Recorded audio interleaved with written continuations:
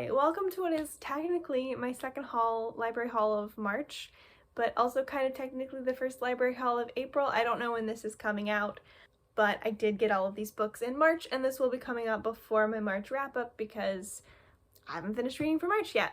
Today I have 10 books? 10 books.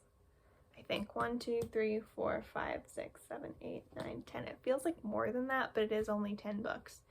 I've actually already read one of them and started another, and I'm pretty excited about all of them, so fingers crossed. I have finished all of the books from my last haul. 2 of them, maybe 3 of them I did end up DNFing, which is wah-wah, but it happens.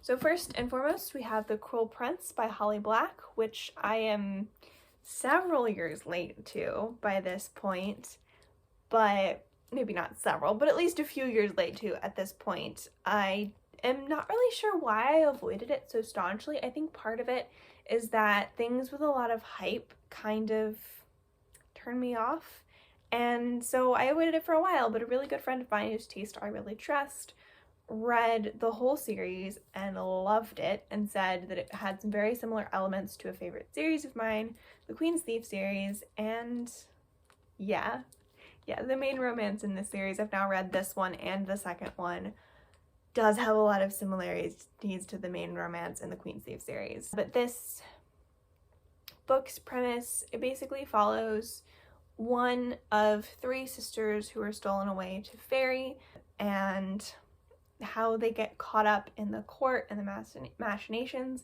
and how this one sister, Jude, deals with being immortal in the fairy world and how like she copes with being an outsider in that way.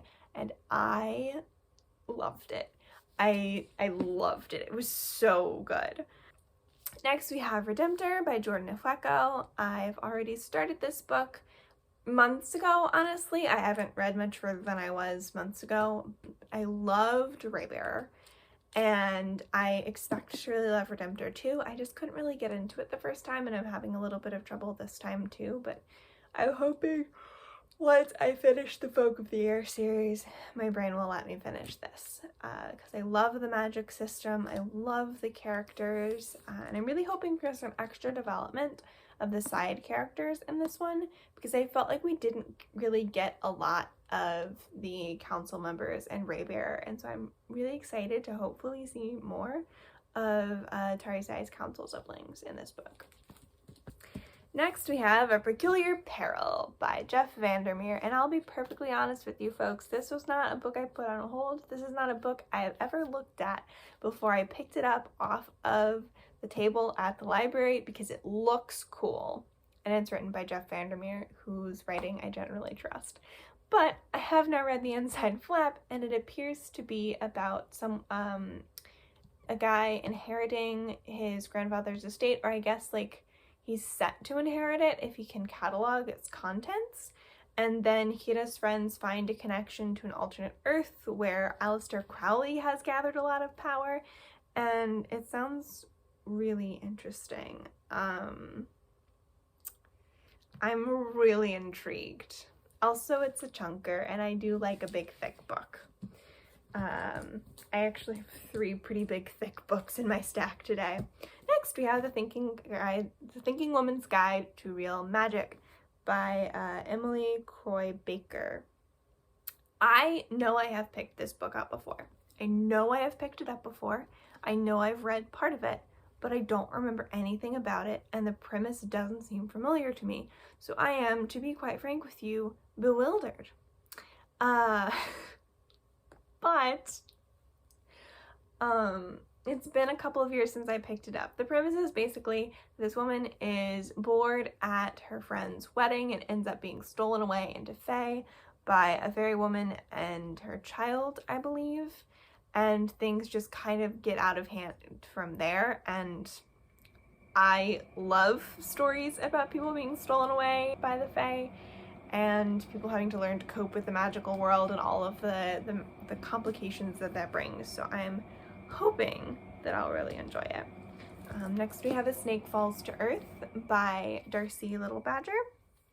And I'll be honest with you, I pretty much picked this up instantly because I read Elatsoe at the beginning of this year and absolutely loved and adored it. It was so good. It was my first read of the year, and I read it in a matter of hours. So this is about two characters, Nina and Oli, who are from like different worlds and are united because something catastrophic is happening, but people want to keep them apart.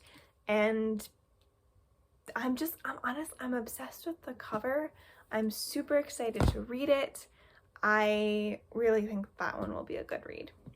And next we have A Declaration of the Rights of Magicians by H.G. Perry.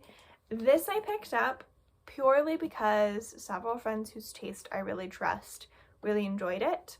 And it appears to be about Enlightenment era England and politics, but mix magical politics in there with it. And also there's an underlying plot element, which I'm sure will become a big deal, of something causing people to act out violently. I love the cover design for this book, so I'm really excited to read it. I'm always intrigued by history reinvented through the lens of what if magic was real. I loved Jonathan Strange and Mr. Norrell. I loved the Glamorous Histories by Mary Robinette Kowal. I loved the Temeraire series, so very excited to see where this one goes. Next, we have The Girl Who Circumnavigated Fairyland in a Ship of Her Own Making by Catherine and Valente. I tried to read this in high school, I think, and it didn't really click with me. Like, I didn't really get it. I didn't really enjoy it. I think I ended up putting it down without finishing it. But now that I've read Space Opera and the short story in the Robots vs. Fairies collection by Valente, I'm pretty excited to give this another go and see if I like it. Someone else whose taste I generally agree with recently started blitzing through the series and really enjoying it, so fingers crossed that I will enjoy it this time. Usually I enjoy fairy tales and fairy stories, so hopefully it works out for me. Next we have Black Leopard, Red Wolf by Marlon James. This is another one where I saw the cover somewhere, I thought it looked really cool, I barely read the description, and then I put it on my list at the library. So a lot of books I pick up this way, so I get to the video and I'm like, I have no idea why I picked up this book, I just know that I expect it to be good. But it appears to be about a mercenary who has been hired to hunt down a child, and there's elements of African history and mythology woven into it. And I love stories where like a mercenary type character ends up having to deal with a child. See the Witcher series that I've watched on Netflix. I haven't read the books yet. I have one day. So I'm very intrigued by the dynamics that might crop up in this book. And last but not least, we have these two books by Sarah Monette and Elizabeth Bear, which are books about men and wolves who live in harmony and defend like a harsh northern land. And I'm a little bit embarrassed to show off the covers just because they're like very bare-chested men and wolves and give off that like erotica vibe a little bit. But I read Sarah Monette's Wizard series, the two books that I could get my hands on, and those books were really dark but also very well written in my opinion, and I loved the character dynamics so much. So I'm picking these up too. Sarah Monette is also Catherine Addison's other name that she writes under, or I guess more accurately, Catherine Addison is the other name that Sarah Monette writes under. And I loved Goblin Emperor and I loved Angel of Crows when I read them last year. So I'm the kind of person where if I read something by an author and I really like it, I will go through and put everything they've written on my TBR, just because if I really like something that an author has written, I'm generally pretty sure I'm really gonna like their other work as well, and this doesn't always work out for me, and my tastes often change. Like, I really liked Fangirl when I read it, and now I honestly could not be convinced to read any Rainbow Rowell. But that is what it is.